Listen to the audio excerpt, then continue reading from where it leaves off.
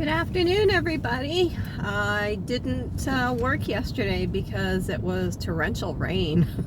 So I hate to work in the rain. I'll do it, but I don't like to do it because my glasses get all fogged up, get soaking wet, the customers' purchases get soaking wet. You never know, when you're going to have to walk. It's just, it's a mess. So I just said, no, I'm not going to do it. And I took the day off. So I'm out here today. It's Tuesday. And I had a relatively good day for Tuesday. I actually beat my my usual amount for Tuesday. So I made my goal, and I did really well. And I want to say thank you so much to my customers because they gave me really, really nice tips today. So that's always very appreciated.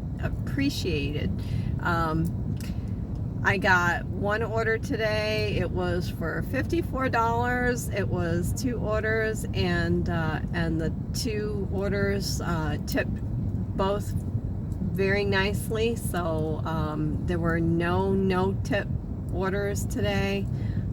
Everybody was good today. Let's see, what were some of the things that I wanted to talk about today?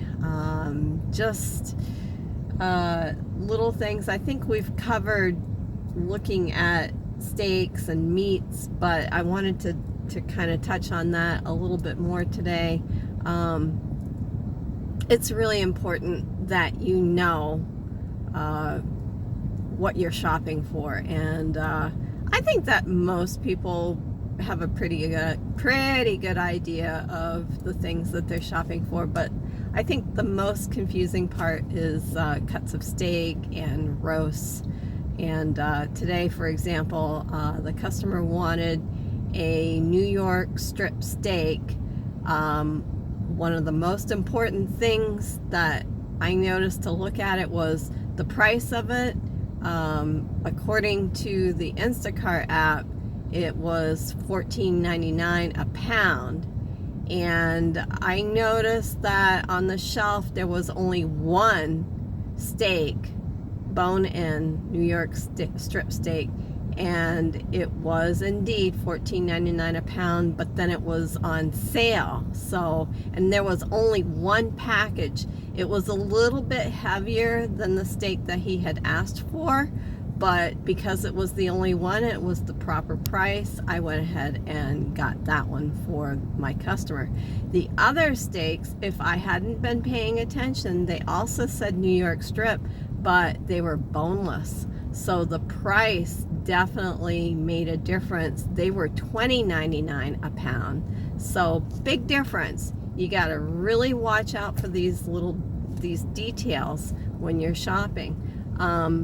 Especially, when you're making a substitution for a customer, you got to make sure that you're getting the right things, and you got to run it by them first. I always take a picture of the item and I'll send it to them and make sure that that's the one that they wanted. Sometimes they don't respond, so I try very hard to get it as close to the item that they wanted.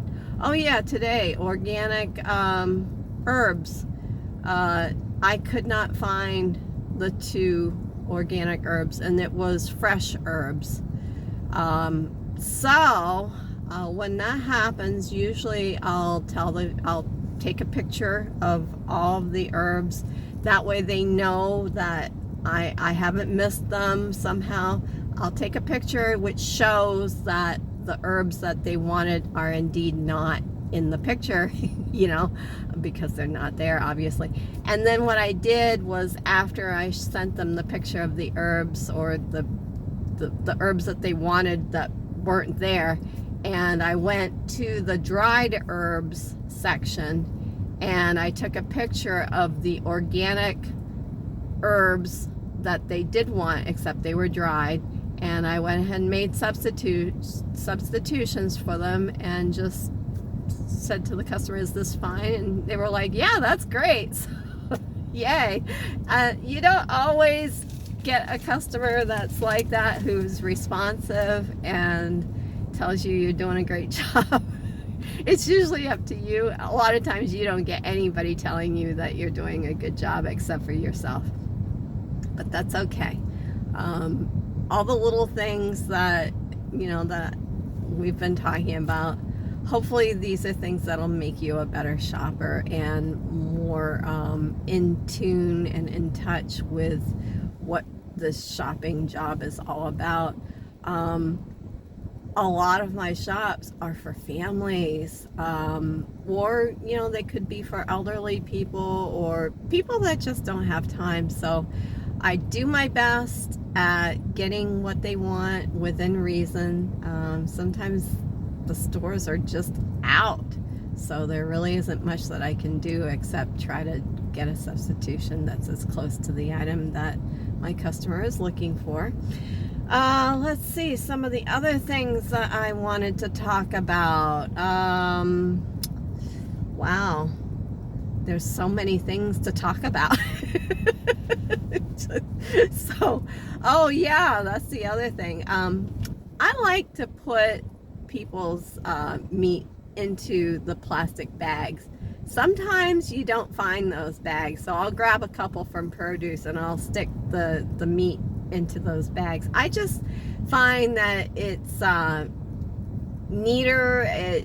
You don't have like weird substances like blood or whatever, I hate touching a package of like raw chicken and feeling it get wet. Oh, that's the worst feeling, just touching that. Yuck.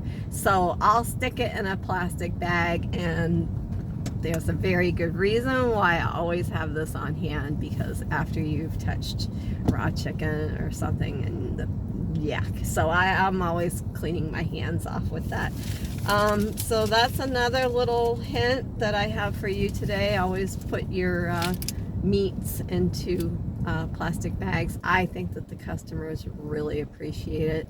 When it starts getting warm, and it's starting to get pretty warm. I think it was about 87 degrees today. When I go to Costco in the summertime, I always bring my cooler along. I have a hard-sided regular cooler. Of course, I have my hot and cold bags too. But when I go to Costco during the summertime, I grab some of those plastic bags from the produce section, and when I'm done shopping and gone through the registers, I go up to the soda machine and I fill those bags with ice, and then I'll double bag them and tie them shut, and I put them in the cooler, or I'll put them on top of meats and things like that. And if it's really, really hot like it was last summer was brutal. I mean, just brutal. So hot. And I was leaving bags of ice on top of cold and frozen items if the customer didn't come to the door right away, for example. It's just, I'm always in Costco, so I'll get like extra bags of ice and keep them in the cooler, and that way I can do that as a little service to my customer. They really, really, really appreciate that, because with the temperatures that were going on last year, I was actually scared of leaving, items like meat at the door. Even though the customer would say leave at door, take a picture, I'd be like, oh God, I'm gonna leave bags of ice on top of, or underneath things that needed it, because it was just potentially dangerous, in my opinion. Okay, I think I covered a few subjects. I really hope that you're enjoying this. I find myself thinking during the day while I'm doing my shops, what can I talk about? What if I had a newbie shopper who had never done Instacart before? What are some of the things that I'd like to teach you? And so this is what I'm doing. Hopefully you're learning a few things from me, or even if you've done this forever, some of the little tips and techniques that I've done, I hope that maybe they're helping you out too, you know. I want to make sure that everybody treats this gig. You can treat it like a job. Just don't ever depend on it as a job. It's a gig, okay? But as you're doing the job, do it as the best as you can. I mean, your reputation is important. Even if nobody ever sees you or anything, do your job right, do it well, do it in a manner that you're proud of yourself. I am so sick and tired of the way that the world seems to be going today. And I'm not going to call out certain people or anything like that, but even people in power or people who potentially want to be back in power, these people are not good role models. And I said it, they're not good role models. Be a good role model. Be proud of yourself. Don't stoop to these levels. I've worked hard my entire life.